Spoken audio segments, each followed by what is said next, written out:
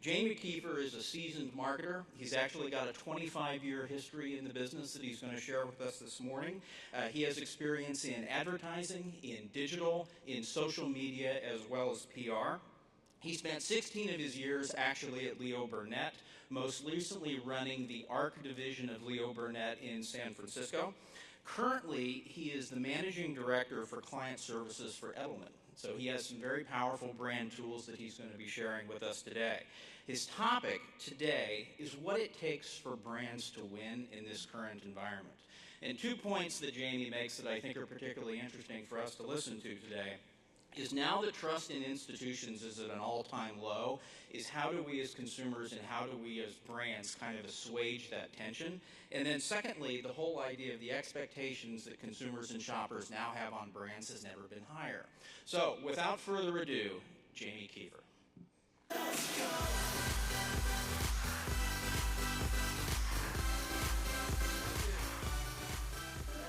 Good morning. Okay, that was a little weak. It's early. Okay. Can I see a show of hands? Who in the room would consider part of their job responsibility to be dealing with your brand or your company's reputation? Wow, it's a lot of you. First of all, thank you for getting here so early, because my guess is you're pretty tired, because that job's gotten pretty hard the last couple of years. I got into this business because I thought it was vibrant and it was exciting. And those of us who just had their hands in the air, you're probably all people who love change. And it's what keeps you going. I love the fact that this industry, things are always moving, that it used to be TV-led everything, and now you've got digital, you've got cord cutting, you've got ad blocking. The tracks today, you need to figure out your SOMO low strategy. There's always something new to tackle. And that's why we come to conferences like this, and that's what we love about the business. But the past couple years have felt a little uniquely challenged. And it's felt like this treadmill we're on is maybe kind of on a listing ship. And I'm going to talk to you about what we're seeing, what's behind that. Because we have a lot of actually valuable data that can tell you what's really going on that's causing maybe some of the stress and angst you might be feeling. And the good news is, so it gets depressing. I'm going to warn you, it gets real depressing to start, because it's 8:30 on a Tuesday. But it gets better, because the actual answer is, I think if you get this right, you're sitting on perhaps the biggest opportunity for brands, at least in my career. So Edelman does a couple of surveys. We're a global PR firm. We do PR, digital, social, a lot of executive counseling. We're global, and we're privately held. So we invest a lot in research. We do two really big studies I'm going to talk to you about today. The first is our Trust Barometer. It's an 18-year study where we look at trust among 4 institutions. We look at businesses, government, media, and NGOs, or non-government organizations. And we do this around the world, and you'll see, like, over 18 years, we find really interesting arcs in trust. And the thing about trust is it generally has been kind of a zero-sum game. Like in 2008, when you see the market crash, trust in business goes down, but trust in government rises because government steps in and takes action. And the overriding philosophy is, as humans, we need to trust in something, right? So if there's a bad actor in one section of the world, somebody else sort of corrects it and trust kind of shifts. And we've seen throughout 18 years all kinds of different themes. The thing we saw this year, and it's a global study, but I'm going to present US data here. I'll tell you largely it's pretty much the same story in almost every market around the world, with a few exceptions. This year, we saw a huge crisis in trust in the US. So this is the percent of people. The average trust in institutions across those 4 institutions in the general population. The U.S. is at 52, it's dropped to 43. The U.S. is sort of in this middle of the road. It's gone down to this area where we call it's now a distrusting country. What's even more shocking is we look at general population, but then we look at something we call the informed public. Really what that means is these are people who seek out information, regularly watch news, they're higher educated. And the more you know, the more you seek to know, the less you trust. And among this sort of thought-leading percent of the population, we have the lowest trust of any country in the world. We're not the lowest trusted. That would be a totally different study. This is about what we believe, how we as Americans believe in institutions. We have lost trust in every single institution. Remember when I told you that trust generally is a zero-sum game? We see it rise in one area and fall in another. We've seen an absolute trust crash in the United States. 22% down among the informed public in NGOs, 20% in business, 30% in government, and 22% in media. A third of people believe in government, and far less than half believe in media. What's driving this? A couple big things. Those who sought that in that informed public, who would look to become informed, can no longer trust the places that they get their information. I love the way these two questions are phrased, because question one is something that's easy to say yes to, because it's the average person. The average person doesn't know how to tell good journalism from rumor or falsehoods. It's easy to say yes to that question because I just assume I'm not the average person, because no one assumes they're average or below average, right? That's just the way things work. The second one is 63% of people personally saying it's becoming harder to tell if a piece of news was produced by a respected media organization. This is not a political discourse on fake news. This is the reality that people are having a hard time trusting those things they seek out and believe to be news. And it's that lack of confidence in media that is really causing this unforeseen, or this never-before-seen, drop in trust across all institutions. 61% of people say because media hasn't been fulfilling its obligations, I don't know what's true and what's not. 49% of people say because media is not fulfilling its obligations, I don't know which politicians to trust. And over a third of people are saying because media isn't fulfilling its obligations, I don't know which companies or brands to trust. So if you're feeling like an anchor or an undertow that's a little more than the change you're used to dealing with, it's real, it's there. And it's hard to deal with. So I said I'm going to get happier. We're going to give you 3 things to do, right? 3 things to think about in a world, and how to operate as a brand and how to get your message out to people in a world where people are not trusting anyone. The first we'll tell you is you need to own your story. And our CEO loves to tell people, you need to become your own media company.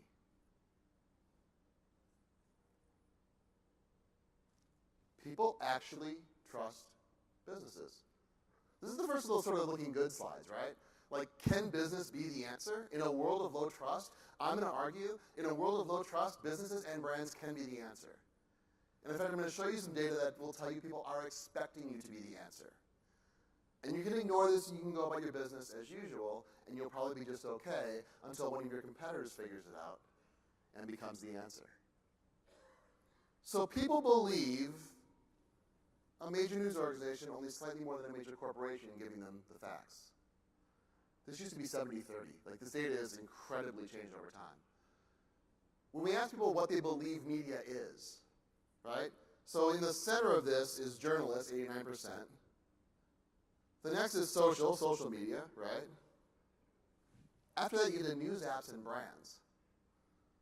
So information directly from a brand is considered media to people just as much as my Apple News feature. And more than search or influencers. If you think you're powerless as a business in a world of little trust, nothing can be further from the truth.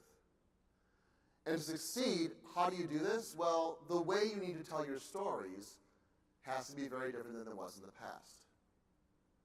People see right through marketing that appears as marketing.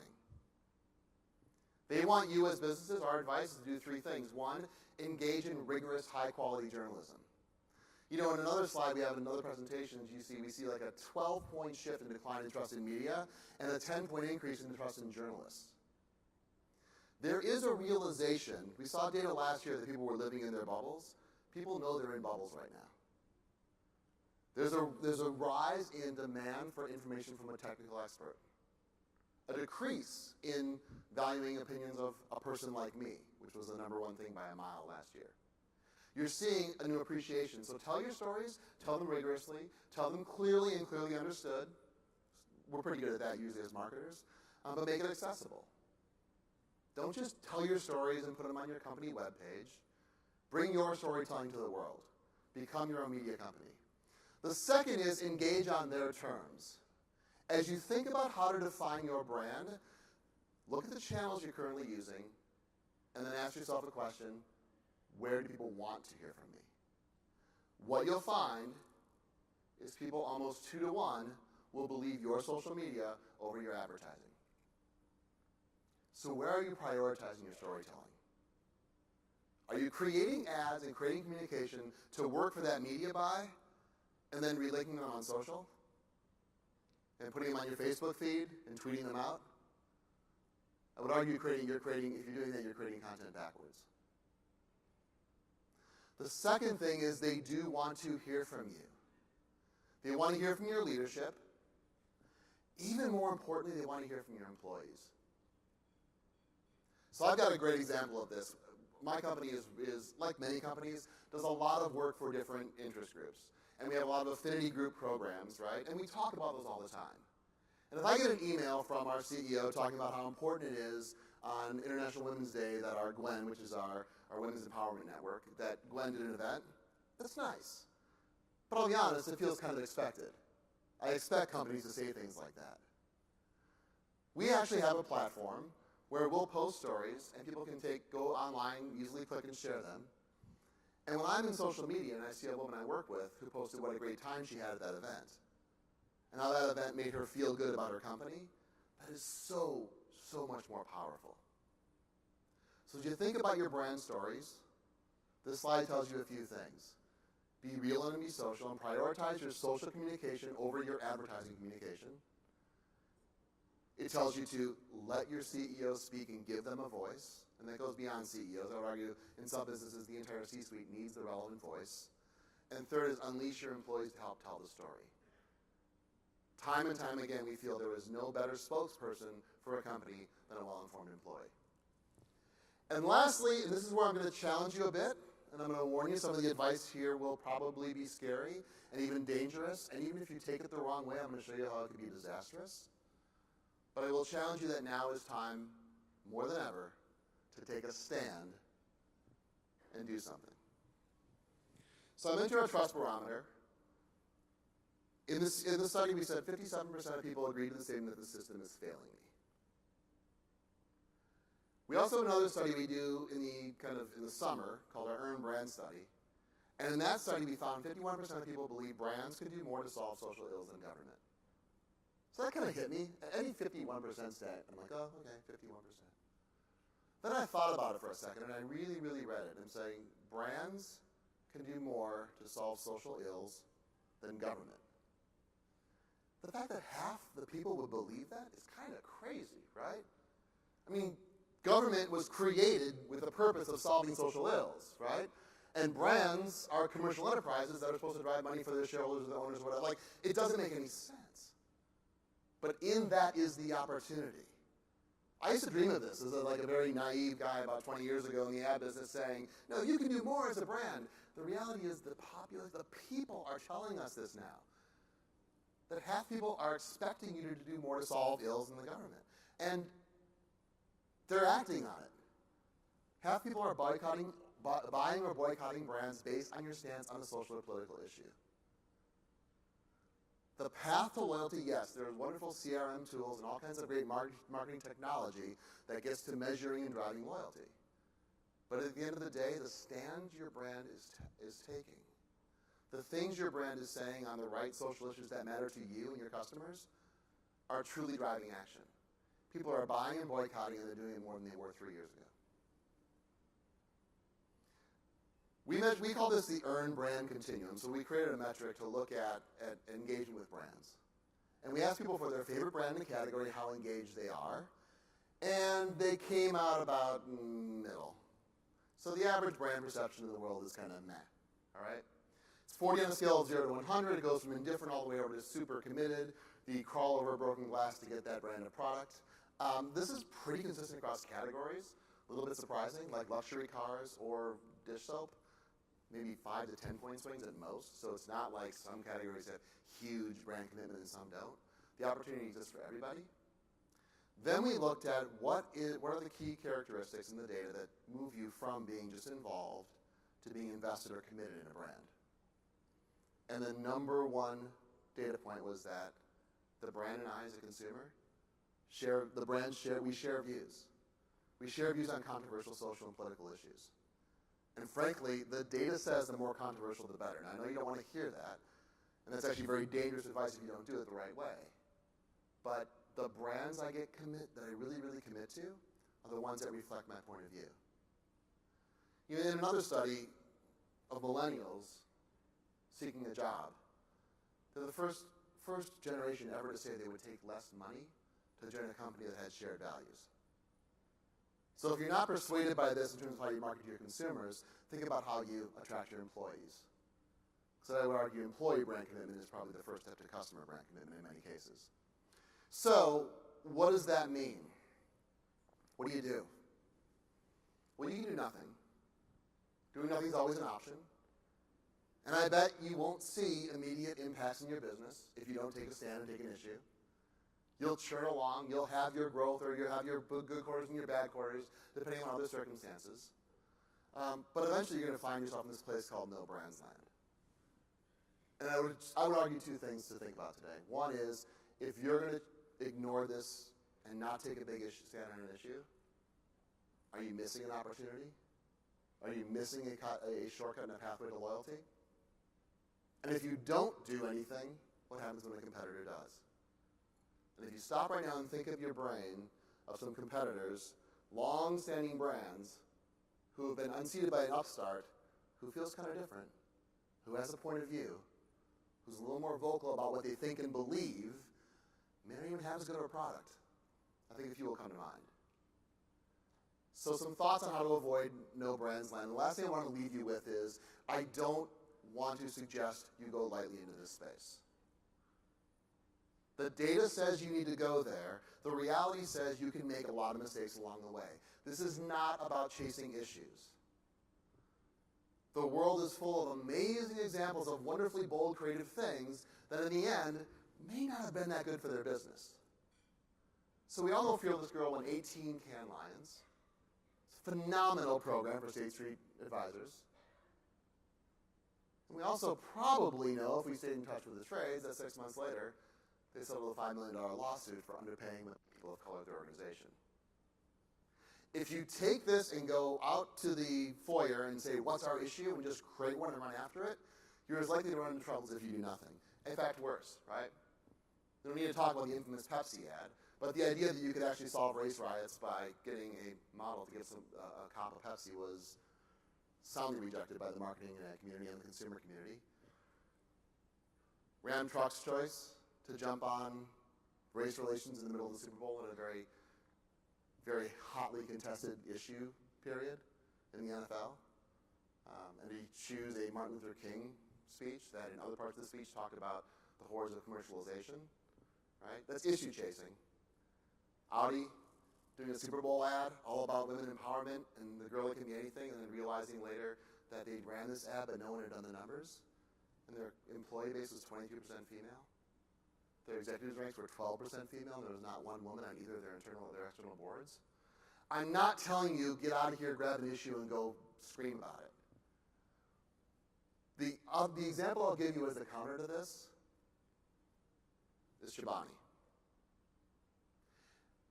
Don't chase issues, find your calling. The Chobani, I love this story for a few reasons, but Hamdi Ilkaya at Chobani is an immigrant, Turkish immigrant. Entrepreneur. Bought an old Kraft, I believe, yogurt plant in upstate New York. Hired people from the local community. Paid them a living wage. Hired a lot of immigrants because those were the people that needed jobs there, right? He did not say immigration is going to be my issue. He built a company based on values of giving back, treating people with respect, and doing a lot of charitable work. That's what he built his company on. When immigration came up as an issue, he had a point of view on it. But he was speaking of it from values of his company, and you could agree or disagree with his point of view on the immigration. You felt better about this guy. He didn't pick an issue, go on one side of the issue, lose half his audience. He stood for his values, and he chose at the time he knew it was time to speak up. And he spoke up about the values and benefits his company sees from treating immigrants with respect. I love this picture. Because the last thing I'll tell you on this, when you find your calling, it's not about giving up all your profits to become a charity.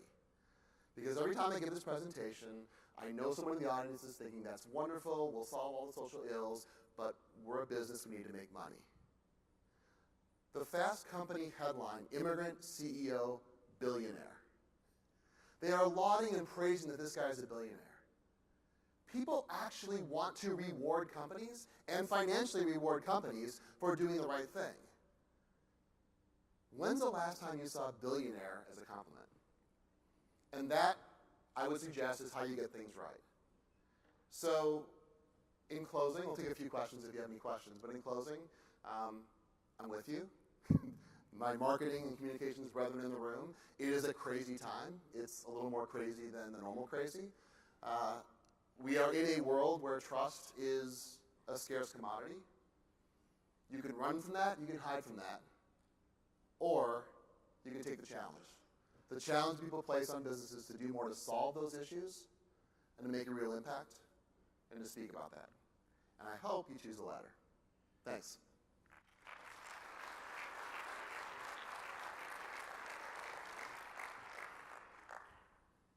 I can't see. There's a hand over there, I think. We do the microphone thing, so give us a sec. Hi, I'm Christopher Bryce, I'm the CEO of Centrigate Consulting, and we're finding now that a lot of brands and companies are talking about brand purpose, which, use any word you want, fits very tightly with what you just spoke about. What we see a lot of brands doing is what we call emotional layering. Here's my brand, here's my emotion or cause, and I'm just going to lay it on top of the brand. But then it does this. And I think consumers and shoppers see that as inauthentic. How can a brand tell the difference between this and this? You can tell that. First of all, I think to get to the difference, it's a great question. Thanks, Christopher. To get to the difference, I think most people start with this, and then layer it onto this, and try to make them fit. I would suggest you start with this. And there's an audio recording. This is going to be wonderful. Like, this is this. But I suggest this is not about issues. Just find your values and find your calling, and then figure out where can that do good. I think if you go that route, you'll find it makes sense. The question of how do you know you're right, I would say never underestimate the value of talking to your employees. Because you'll go test this stuff with consumers who might know you. Like, find your employees, and you all know them in your organization. They're not just the most senior folks. There are folks who bleed whatever color your logo is. Find them, talk to them, engage them in this process. Figure out why they would love to work at your place and nowhere else, and in there I think you'll find your answers.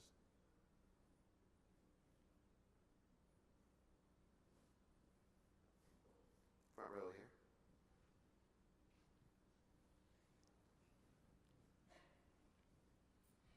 Morning. I wonder if you have a take on Dick's Sporting Goods decision to discontinue the sale of certain firearms, if they were chasing an issue there, or that was, what your view is on that. Great question. I think it was an issue that they just hadn't resolved. To be honest, in personal opinion. Sorry, I keep banging my microphone, pointing at my chest. I think it was an issue they hadn't resolved, and I think they realized at that point they had to pick what kind of customer they wanted to appeal to.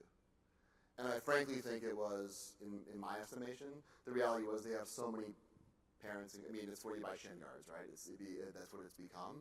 I don't have enough inside information to know if it was value-based or responsiveness-based, or if I do know from some folks inside there it's an issue they had debated a long time.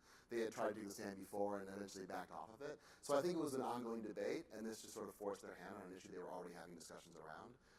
They did not, in my estimation, just go grab it and say, I'm going to run for that headline. I think this forced this is the tipping point on something they had been on the fence on for a while, and it was a tough debate for them internally. And it had been tough, so I think when they made that decision, it seems to have resounded right for them, but it wasn't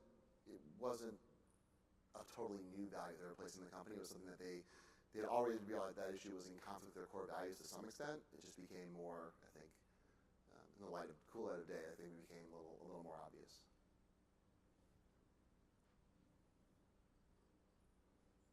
Anyone else? No? All right. Thank you very much.